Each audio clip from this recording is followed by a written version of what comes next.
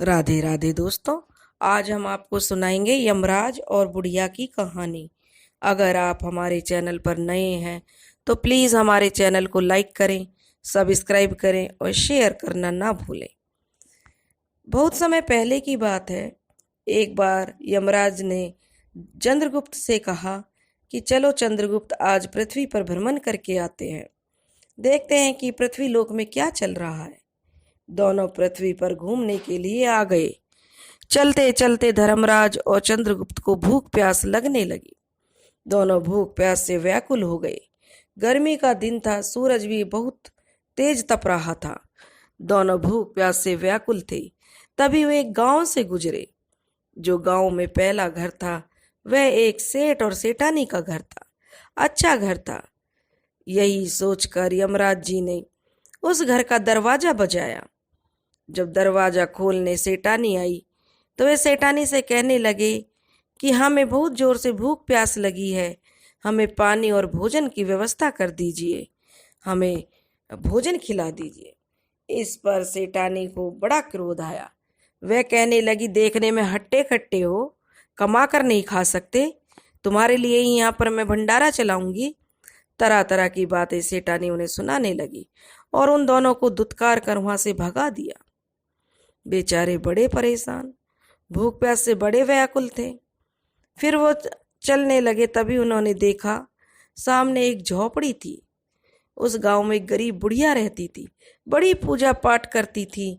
उसका एक बेटा था जो और बहू, दोनों बुढ़िया को छोड़कर चले गए थे, क्योंकि जो बहू थी वह बहुत ही झगड़ा करने वाली थी।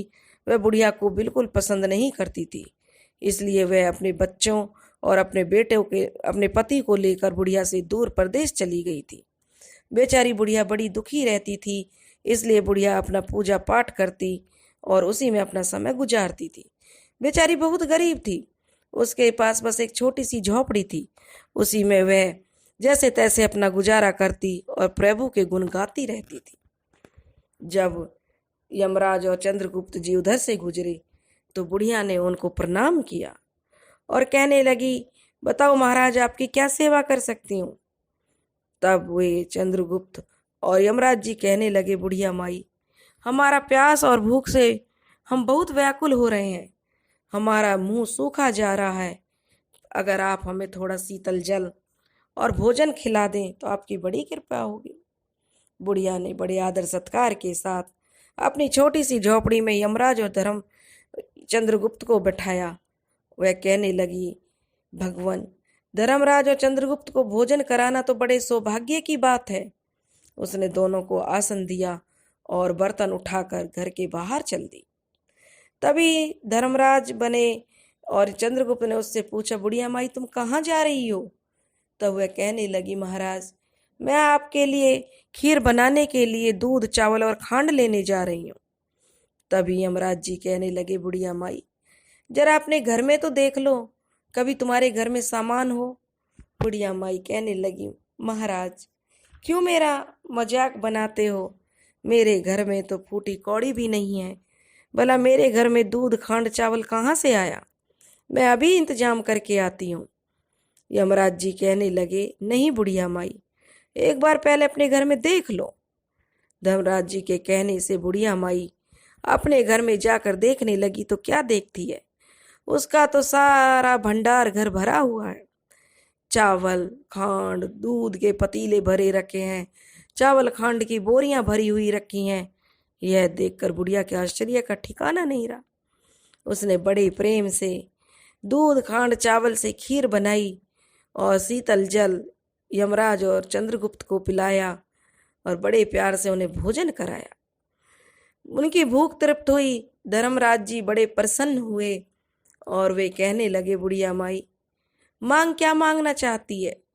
बुढ़िया माई कहने लगी कि महाराज, मुझे कुछ नहीं चाहिए, मैं तो अपने इसी में खुश हूं कि आप मेरी कुटिया में पधारे, इससे ज्यादा मुझे और क्या चाहिए।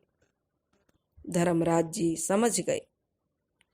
उन्होंने बुढ़िया माई से कहा, बुढ़िया माई, जरा आंखें बंद करो, क्योंकि वह अपनी दिव्य दृष्टि से जान सकते थे कि बुढ़िया माई अपने बेटा, बहू और पोतों के लिए बहुत रोती थी। बहुत ही उनके लिए तड़पती थी मिलने के लिए। भगवान समझ गए कि इसका दुख तो अब दूर करना ही है। बुढ़िया माई ने दोनों हाथ जोड़ लिए और आंखें बंद कर लीं। जब यमराज जी ने उससे आंखें खोलने के लिए कहा तो क्या देखती है, उसका बेटा, बहू, पोते पोतियां सब उसके सामने है। यह देखकर तो बुढ़िया के आश्चर्य का ठिकाना नहीं रहा।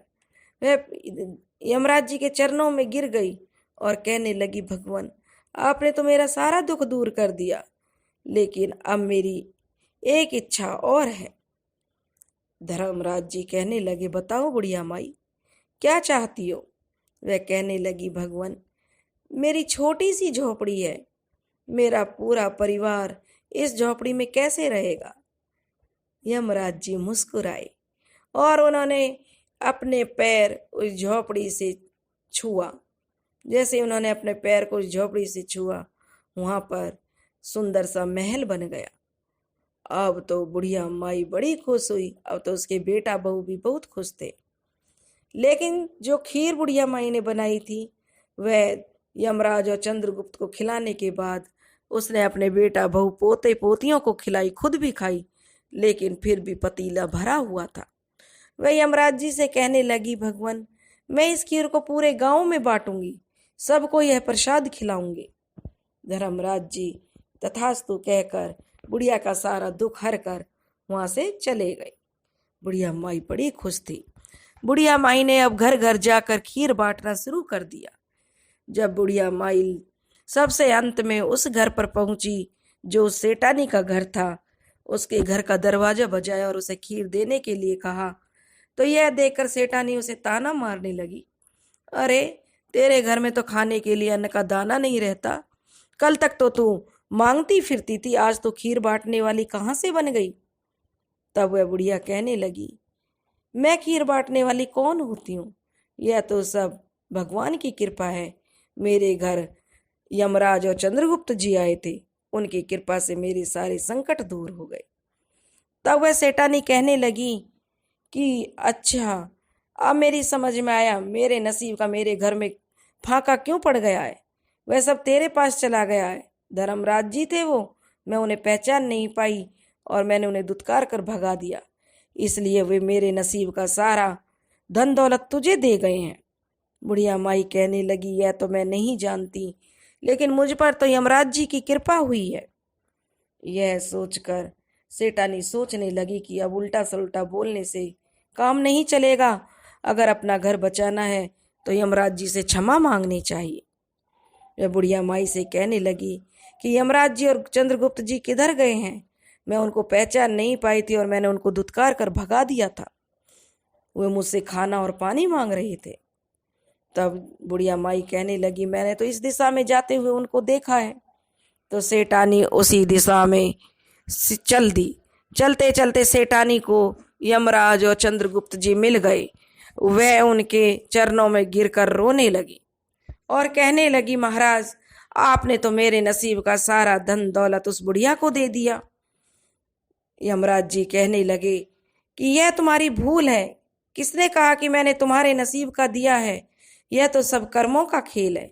जैसे तुम्हारे कर्म वैसे तुम्हारे साथ हुआ। जैसे उस बुढ़िया माई के कर्म थे, ऐसे उस बुढ़िया माई के साथ हुआ। तुमने हमें दुत्कार कर भगा दिया। तुम्हारे घर में होते सोते उस धन का क्या करोगे जो तुम सिर्फ अपने स्वार्थ के लिए उसका उपयोग करो?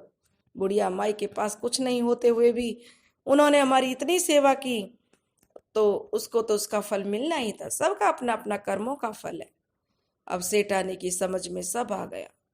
अब वह तब वहां से आई तो कहने लगी, महाराज, मुझे माफ कर दो, आज से मैं खूब दान पुण्य करूंगी। सेठानी का व्यवहार बदल गया।